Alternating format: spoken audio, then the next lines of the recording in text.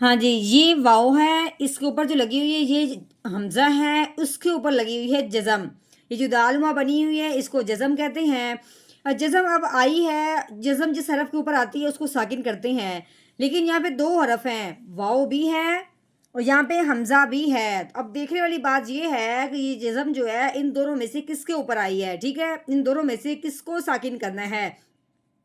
تو جہاں بھی اگر واو اور حمزہ دونوں اکٹھے آ جائیں اس طرح اور اس کے اوپر جزم آ جائے تو ان دونوں میں سے ایک کو رکھنا ہوتا ہے، اور وہ کون سا حرف آئے گا؟ حمزہ آئے گا۔ جزم کو ہم نے کس کے ساتھ ملانا ہے؟ حمزہ کے اوپر لگانا ہے جزم کو، ٹھیک ہے۔ دوسری بات، جزم جب ہوتی ہے حمزہ کے اوپر، یعنی ساکن حرف جو ہوتا ہے وہ پچھلے والے کو اپنے ساتھ ملاتا ہے، لیکن جب وہ جزم حمزہ کے اوپر ہو، حمزہ پچھلے والے کو اپنے ساتھ ملاتا تو ہے لیکن وہ نہ تو لمبا ہوتا ہے نہ وہ نرمی سے ادا ہوتا ہے، وہ کیا ہوتا ہے؟ جھٹکے سے ادا کیا جاتا ہے، ٹھیک ہے۔ اب ہم نے تا کو حمزہ کے ساتھ ملانا ہے، کس وجہ سے؟ اس جزم کی وجہ سے، لیکن ملانا کس طریقے سے؟ جھٹکے کے ساتھ۔ کیسے پڑھیں گے؟ تا حمزہ پیش تو، کیسے پڑھنا ہے؟ تو اس طرح ہم نے جھٹکا لگانا ہے، ہم نے تو یا نرمی سے لمبا کچھ نہیں کرنا، بلکہ ہم نے کیا کرنا ہے؟ جھٹکا لگانا ہے، تو اس طریقے سے۔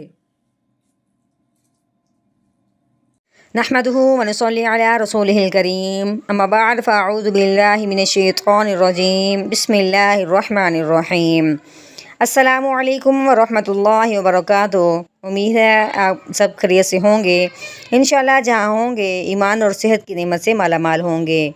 ہاں جی، تو آغاز کرتے ہیں ہم اپنے آج کے سبق کا دعاؤں کے ساتھ، تو چلیے شروع کرتے ہیں۔ اللہم صلی علی سیدنا و مولانا محمد وعلی آل سیدنا و مولانا محمد وبارک وسلم۔ رب اشرح لی صدری ویسر لی امری واحلل عقدۃ من لسانی یفقہوا قولی۔ رب زدنا علما، رب زدنا علما، رب زدنا علما۔ اعوذ باللہ من الشیطان الرجیم، بسم اللہ الرحمن الرحیم۔ ہاں جی، یہ با ہے، با کے اوپر جو لگی ہوئی ہے اس کو زبر کہتے ہیں۔ آگے یہ لام ہے، لام کے اوپر جو لگی ہوئی دال نما بنی ہے اس کو جزم کہتے ہیں۔ جزم والا جو حرف ہوتا ہے اس حرف کو ساکن کہتے ہیں، یعنی کہ اس کے اوپر زبر زیر پیش نہیں ہے، وہ سکون کے ساتھ پڑھا جائے گا۔ دوسری بات، جو ساکن حرف ہوتا ہے وہ پچھلے والے کو اپنے ساتھ ملاتا ہے۔ اب ہم نے با کو لام کے ساتھ ملانا ہے اس جزم کی وجہ سے، تو کیسے پڑھیں گے؟ بالام زبر بل، کیسے؟ بل۔ ہاں جی، آگے دیکھیں یہ تا ہے، تا کے اوپر کیا لگی ہوئی ہے؟ پیش لگی ہوئی ہے۔ آگے دیکھیں یہ واو ہے نیچے، اوپر یہ حمزہ ہے، اس کے اوپر یہ دال نما جزم بنی ہوئی ہے۔ اب دیکھنا یہ ہے کہ یہ جزم والا جو حرف ہوتا ہے وہ ساکن ہوتا ہے، تو واو اور حمزہ میں سے دونوں میں سے کون سا حرف ساکن ہوگا، ٹھیک ہے۔ تو ہم نے کیا کرنا ہے کہ اس جزم کو حمزہ کے اوپر لگانا ہے، حمزہ کو ساکن کرنا ہے، ٹھیک ہے۔ اس طرح کے جب بھی دو حرف آ جائیں، واو ہو حمزہ ہو، اس کے اوپر جزم ہو، تو واو کے بجائے حمزہ کے اوپر حمزہ کو ساکن بناتے ہیں، جزم حمزہ کے اوپر لگاتے ہیں، ٹھیک ہے۔ اب ساکن جو حرف ہوتا ہے وہ پچھلے والے کو اپنے ساتھ ملاتا ہے۔ اب ہم نے تا کو حمزہ کے ساتھ ملانا ہے اس جزم کی وجہ سے، اور دوسری بات اس میں ہم نے جھٹکا بھی لگانا ہے، کیونکہ جو جزم والا حمزہ والا جو حرف ہوتا ہے اگر اس کے اوپر جزم آ جائے تو وہ حرف جھٹکے سے ادا ہوگا، اس کو نہ ہم نے نرمی سے ادا کرنا ہے نہ اس کو ہم نے لمبا کرنا ہے۔ تو کیسے پڑھیں گے؟ تا حمزہ پیش تو، کیسے جھٹکا لگائیں گے؟ تو ہاں جی، آگے یہ دیکھیں یہ کیا ہے؟ سا ہے، سا کے نیچے کیا لگی ہوئی ہے؟ زیر لگی ہوئی ہے۔ ہاں جی، سا کے نیچے زیر آ گئی ہے، تو ہم نے کیسے پڑھنا ہے؟ سا زیر سی، تو سی۔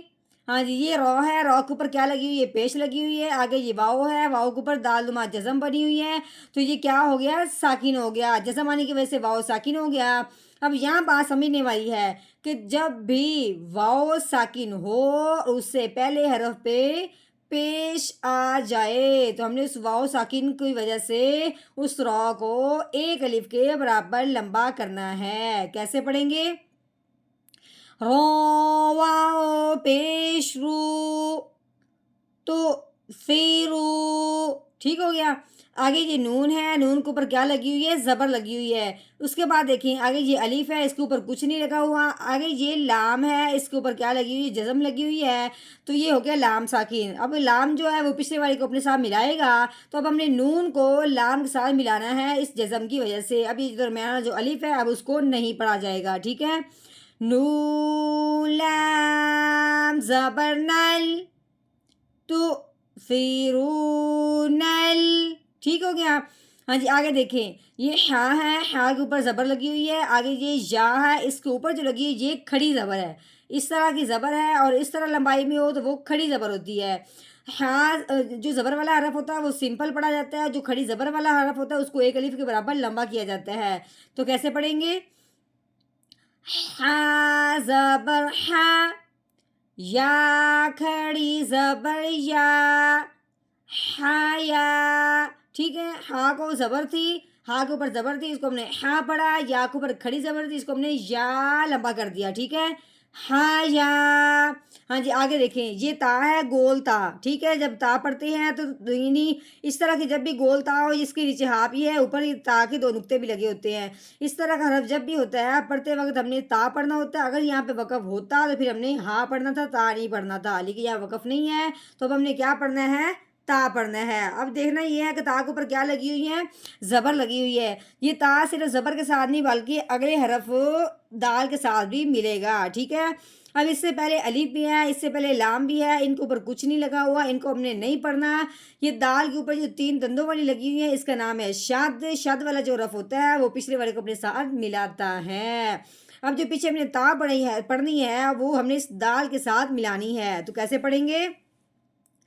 تا دال زبر تد، کیسے؟ تد، اس طرح کر کے. ہاں جی آگے دیکھیں یہ دال ہے، دال کے اوپر لگی ہوئی پیش. جو شد والا حرف ہوتا ہے وہ پچھلے والے کو اپنے ساتھ ملانے کے بعد خود اپنا اعراب یعنی زبر زیر پیش ہو وہ بھی پڑھی جاتی ہے، ٹھیک ہے. اب ہم نے دال کے اوپر لگی ہوئی ہے پیش، دال کو ہم نے پڑھنا ہے. لیکن اس سے پہلے آگے دیکھا ہے نون کے اوپر کیا لگی ہوئی ہے؟ جزم لگی ہوئی ہے. اب کیا ہو گیا؟ نون ساکن ہو گیا. اب ہم نے دال کو نون کے ساتھ بھی ملانا ہے اس جزم کی وجہ سے. تو کیسے پڑھیں گے؟ دال نون پیش دون، کیسے؟ دون.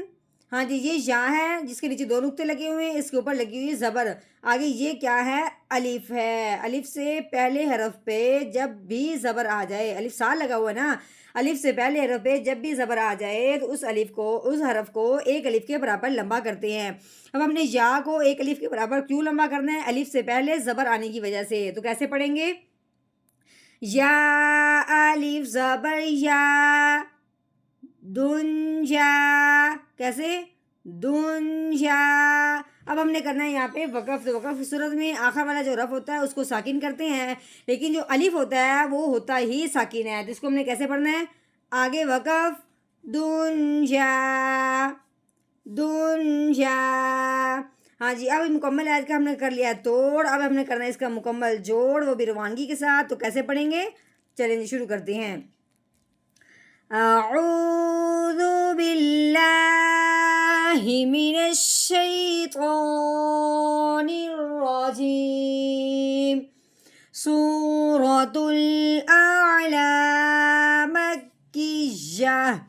بسم اللہ الرحمن الرحیم.